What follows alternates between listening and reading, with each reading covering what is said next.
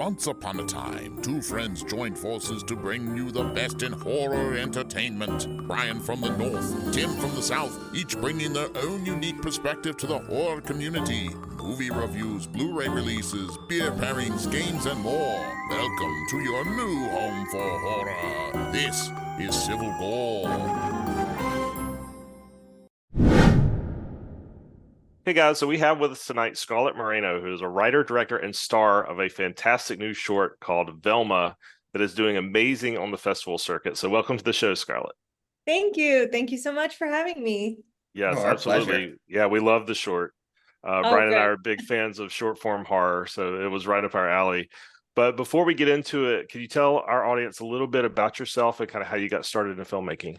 Yes, my name is Scarlet Moreno. I was born and raised in Laredo, Texas, a little town on the border of Mexico. And I went to NYU out of high school. I went to theater school, so I knew that I wanted to be in performing arts. I knew that I wanted to make art. And when I graduated, I stayed in New York for a year. I was doing styling and like costuming stuff. And then I was like, you know what? If I'm really serious about making movies or acting, I got to get to LA. And so I came to LA and I've been here ever since. And in 2013, I made my first short film. And I honestly made it because I wanted to make something for myself to act in. And then I sort of fell in love with directing, and the rest is history. That's awesome. It's funny that you said that. I was expecting you to have a theater background based off of the way, especially your performance in this, because there's this like cool theatrical element to it that like works Thank so you. well with it. So I'm like, oh, she's gotta have a theater background in there. Thank you. Yes, she's a theatrical gal. So I know you have a busy slate today, so we'll get right into Velma. So we both I want to reiterate what Tim said. We both loved this movie. It was just so mesmerizing how it and it was like and I'm someone who likes the short horror films too. Like I mean, I'll watch any horror movie, obviously, but I like the short film because you can really sometimes pack so much into it. And so, and when this one was I thought was just so like it is so different than what I've been seeing in terms of the short horror film. So where did the idea for this come from? Thank you. That's so nice to hear. I love to hear that you liked it and not that you didn't. Kidding. Where did the idea come from? Well, it's funny when people ask me about my characters, they really do just like fall out of the sky one day and like into my brain, and that's how it feels. One morning I woke up and I remember I was like back at my parents' house for Christmas vacation, and I just like woke up and thought the opening words to the film, which are, I believe, Dear Diary, my therapist says it's a compulsion, a coping mechanism. And I was like, oh, that's the opening of a movie, and like, who is this character? And so it's always kind of character first for me, like a story comes to me in a character. And so Velma came to me, and I knew she had a compulsion. I didn't know what it was. And so I built it around the sort of feminine experience. I love telling stories about complex female characters. I love giving the audience big questions to walk out with. And I think Velma does that, and Velma did that for me. So I hope it did that for you guys too. And that was kind of the birth of that story.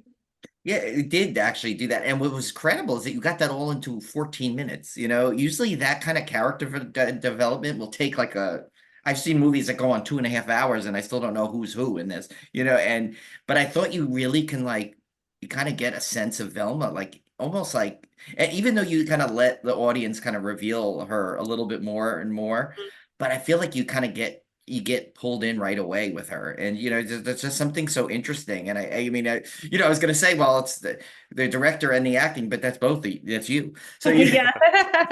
so really, it's all you. I mean, because you do such a good job of that. Because I think I'm like, wow, this you must have just like encaptured that whole character, like you said, and just was able to go with it. And I thought that was amazing. Thank you so much. Yeah, she was so fun to play.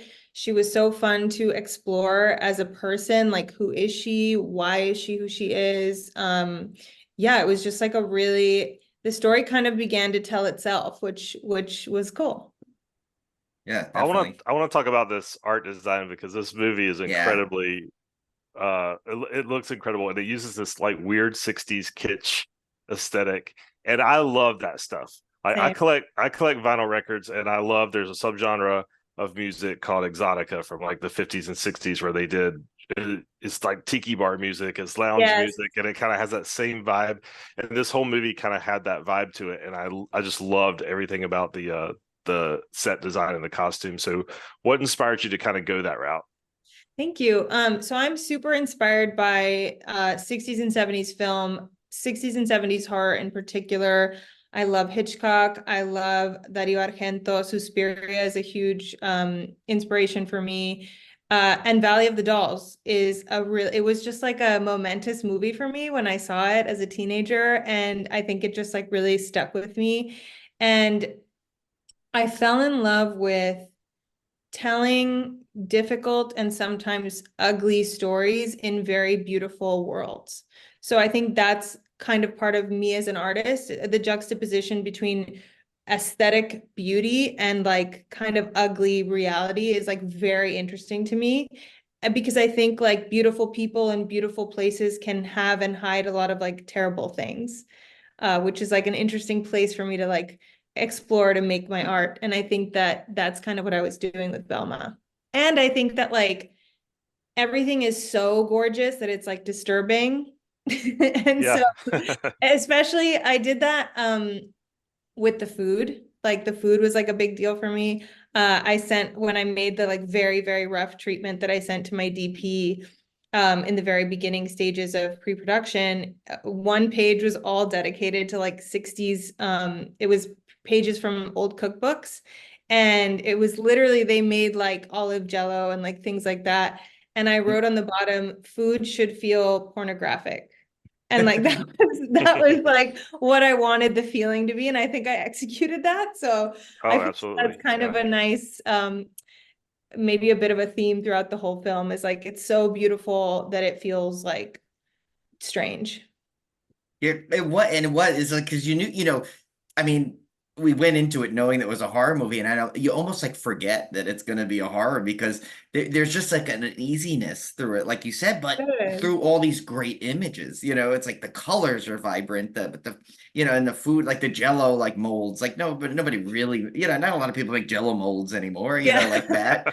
So it's like you get transported to that time and you don't quite know what's going to happen or where it's going. I mean, you kind of get an idea as it goes on, but Yeah. you're not sure because every time you think, okay, this is where something bad might happen, you see like, oh no, it's a nice little, nice visuals again. Yeah, Okay. everything's okay. But I love that because I love that you say that you forget because this film was programmed in a lot of horror and genre festivals, but it was also programmed in a few non-horror and genre festivals. And I got to see it with those two different types of audiences.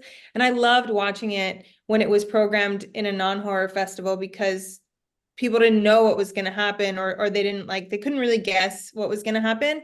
And the point of the film is very much like, as an audience, I want you to question why you feel at the very end. I think this is something that happens at the very end when you find out what she's actually doing to these men. You feel like the sense of relief, or it's like funny. You're like, oh, she's not fucking them. She's just, and it's like, why is being murderous like less ugly in women than being promiscuous? So that's the question of the film is like, what do we think is worse feminine behavior, right? Promiscuity or bloodlust? And like, why? And I love sitting with an audience when they laugh or when they feel this like sense of relief when it happens, because they're like, and some audiences get like completely silent, which is actually really funny too. I'm like, is everyone okay? but But I think it's because the weight falls on you and you're like, oh, and like that's kind of the magic of the film. And I think that it's nice when people go into it not knowing that it's a horror, because then they get that even more so, I think.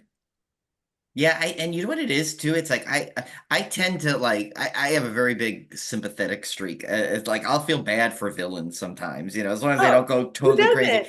And yeah, and it's like the character Velma's character, like even when it's revealed what she, I'm not trying not to give it too many spoilers, I know, I know. We're just but like, we'll give a warning before like yeah, people listen to this, but we as we tend to. But I'm like even after I'm like, you know what? She's still so likable. There's something likable about her. She seems like even though what she's doing is kind of right. like crazy, there's something genuine about it. Like you almost feel like, You well, like get yeah, it. like she's been through something. She just, Yeah. she's look, whatever it happened, like this is her catharsis to get through it or Yeah. something. And I think So she genuinely is sad. Like, I think at the end, you see that she's genuinely doesn't want to be doing this. And that's really sad too, because it's almost like these confines and these constructs of society and sex and sexuality like force her into this pattern, and she doesn't like know how to break it. And so that's kind of a sad the tragedy of Velma, right? Is that she like someday, like you're, yeah. and then the audience is like, yeah, someday. Like Like, you're rooting for her the whole time. yeah, You're like, you can't wait till she gets that right person, yes, And exactly. and you had some really good, before I get to the next question, I'm sorry, I keep like new stuff keeps coming up that I want to ask it. But like what I think one of the cool things that you do is you have those close-ups on her where you're with like you could tell she's been crying or the tears and she's just so exasperated at like as like just one more night where she didn't get what she was looking for per se. So it's I thought that was just great. Yeah. So not only of course we had mentioned earlier you wrote and direct this film, but you play Velma in there. So how do you get from like writer director mode then to what's the process you do to get into now the character after you've kind of set everything up and got the shots ready and everything and now you're going to go play the character like what was your process for that? Yeah, as a lover of film, it's hard to say thank God for digital and playback, but that's that's really like a big part of it. But like I said earlier, I started directing because I wanted to make films to act in, and I wanted to create characters that felt interesting to me to play. So I began acting and directing at the same time. So I've never really known I mean, I have a few times now, but I hadn't really known the other way, right? Like I was always doing both. So I'm like used to wearing both hats. And I think also there just has to be like this really, really high level of very clear communication when you're directing and acting, because you want to tell your DP, your art department, everyone, you want to express your vision, because that's the moment you get to express it, because then you're in front of the camera and you don't really get to do that again in the same way. So I think it's just about being like really aware. Obviously, it's about tons of prep. And also it's about trust. It's about finding a crew that you trust and that you can execute your vision. And I think I did that. Thankfully, I'm very grateful for the crew, because they absolutely just killed it. Definitely. So, Scarlett, I will never hear Moon River the same way. I don't think after this. So, was that song always on your mind, or were you trying different songs for the film? It's weird because so again, I come up with a character, and then I usually to access the character or to explore the character, I make a playlist. And Moon River just like was part of the playlist for Velma. And I didn't know like which song it would be, but on set to like prep to get into character, I just started playing the playlist. And since the movie is MOS, we shot MOS, you don't hear like what the crew is listening to. And Moon River just kind of became like her song, and everyone was like, oh my God, Moon. And like it was so funny. My DP was like, I used to like Moon River like, by the end of the day. And I think it just became her song. Sort of like halfway through the day, I was like, "Oh, this is the one that they're dancing to when they dance, when she and her dates dance." And it was actually my grandmother's favorite song, my Grammy's favorite song, and her name was Thelma. And Oh, I okay. always smoke in my films. I always smoke Virginia Slims as like, or my characters. I don't smoke. My characters smoke Virginia Slims as like a homage to her. She was like a very glamorous, wonderful, artistic woman, and I don't know. It just like made sense that Moon River was going to be just like a part of this world. Yeah, and it's funny That's too because I've awesome. heard the song a million. Everyone's heard it a million times, but for Right. some reason it was in my head after I watched it all day, and I'm like kind of like humming it and everything. And people Yeah. must be looking at me like, where did you pull that one from? And I'm like, I can't tell you. It's from a movie now that I just saw. You know, it's like they're like, what, Breakfast at Tiffany's? I'm like, no, a new one. A new one, a different one. Yeah, it's A a little different bit movie. different. Yes, that plays it, but right, Tim's right though. It's memorable for me for this movie more Thank you. than anything else. So I mean, think about it. You took that song from like a very iconic movie, and now it's From yours. Audrey So that's Hepburn, I great. know, like, I thank know. you. So the film is done. I did some research and some of the materials we saw that the film's done really well, won several awards on the festival circuit. So what are some of your favorite? You kind of touched on a little bit before, but what are some of your favorite audience reactions that you got? So it was so funny at Malibu Film Festival, which was like one of the last ones that she played at. That was one of the ones where the audience was silent. And then one guy behind me just goes, no. And then everyone just started laughing. Like everyone like started, everyone felt the release when like it's okay to talk or when it's okay to laugh. So that was pretty good. And there was one time when it played, I think at Phoenix Film Festival, this older woman like came up to me, someone I don't know, a stranger, and she came up to me and she goes, I knew what she was doing the whole time. I was like, oh, That's like, a little scary. yeah, Yeah. literally. And I was like, okay, cool.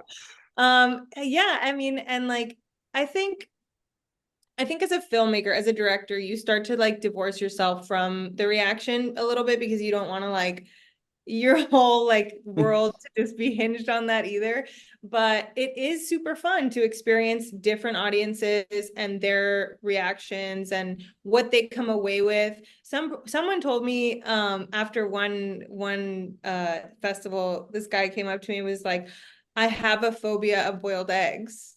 Oh no. Like, I'm so sorry. I'm sorry. Like that's all he said. He was like, I just want you to know I have a phobia of boiled eggs. And I was like before you saw the movie? He was like, yeah.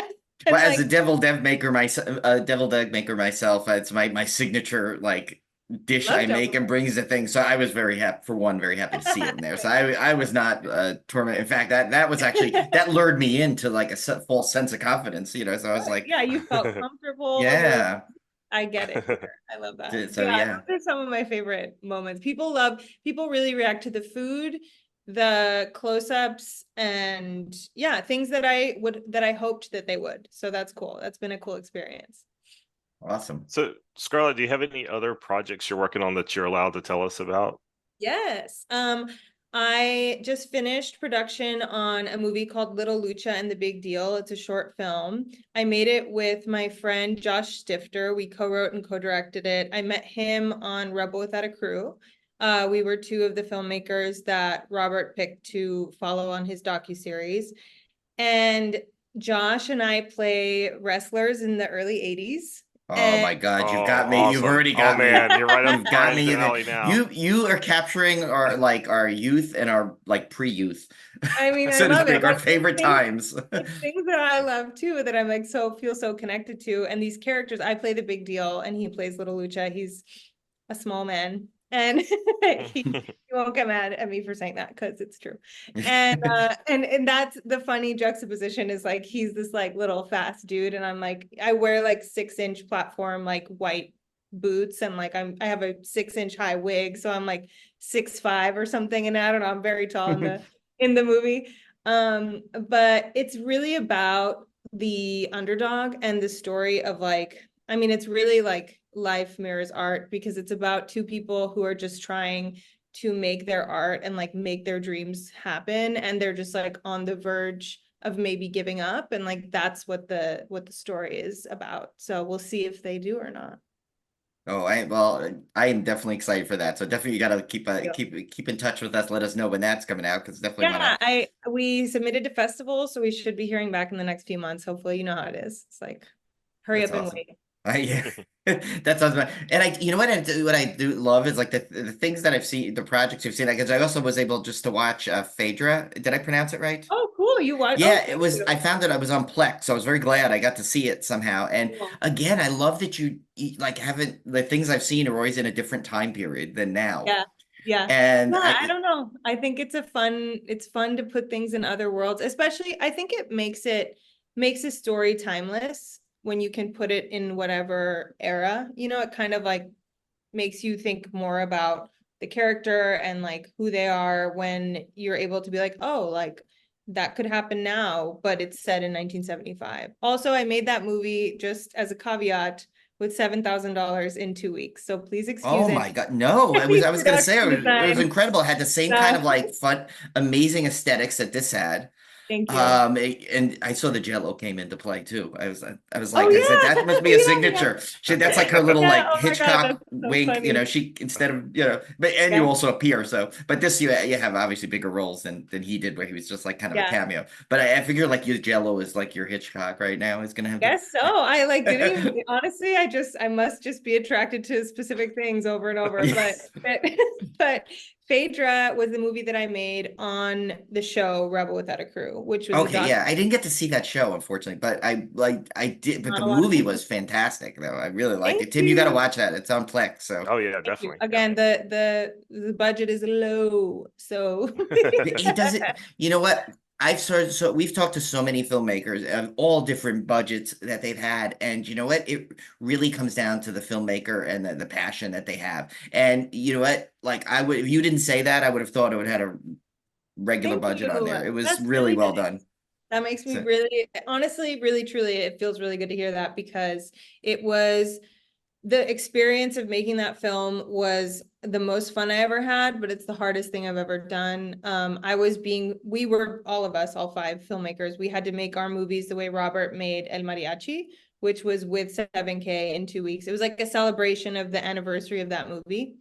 And we had a film crew following us while we made the movies. So it was crazy. It was basically like it was a reality show, but it was a docu-series. And like, we each had a crew filming us making our films. So it was like, it was tough. It was a lot, but I'm super proud of Phaedra.